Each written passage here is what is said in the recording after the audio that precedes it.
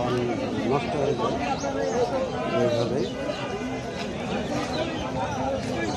আচ্ছা ভাই, বরফ দেওয়া হচ্ছে কেন পানির ভিতরে? পানটা ভালো থাকে ভাই, বর্তমানে পানি দেওয়া বন্ধ করে দিয়েছে, ওই জন্যই আপনার এই বরফ গরম পড়ছে, তো বরফ না দিলে পানি নষ্ট হয়ে যাবে, ওই জন্যই পানি বরফ দেওয়া হচ্ছে। পানি দিচ্ছে না, ওই জন্য বরফ দেওয়া হচ্ছে। পানির বদলে এখন পানির বদলে বরফ দেওয়া হচ্ছে। কোথায় যাবে এই পানটা? কোথায় যাবে? এই পানটা কুমিল্লায় যাবে। কুমিল্লাতে, তাই না? একটা ঝুড়ি করতে কত টাকা খরচ হয়? আনুমানিক 90, 1 লাখ, 80, যে যারা মিকের করে সেই যেমন বড় ঝুড়ি করবে, তাই না?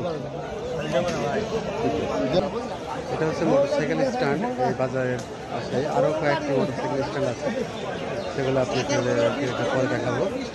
যেটা বলছিলাম যে পান কীভাবে বাঁধে, আসলে দোল বাঁধে এভাবে পানের দোল বাঁধে, যেটা দেখা যাচ্ছে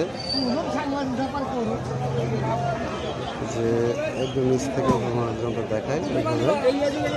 পানি ডোল বেঁধে ট্রাক লোড দেয়। ট্রাক লোডের বিষয়টা আমি অন্য আরেকটা ভিডিওতে দেখাবো, চেষ্টা করব।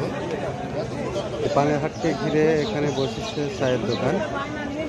চায়ের দোকানে যারা রোজা রাখি, রোজার মাসে তারাই কিন্তু এর ভিতরের দিকে গোপনে চা খেয়ে বের হচ্ছে।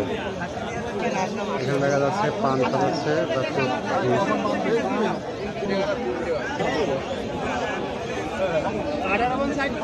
মশারি টশারি সবগুলো নিয়ে আসে।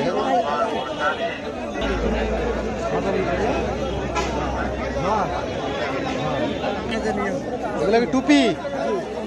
কত করে পিস বিক্রি করছেন? হ্যাঁ, 20 টাকা টুপি পিস। টুপি তো বেশ সুন্দর সুন্দর টুপি বিক্রি হচ্ছে, তো অনেক সুন্দর সুন্দর।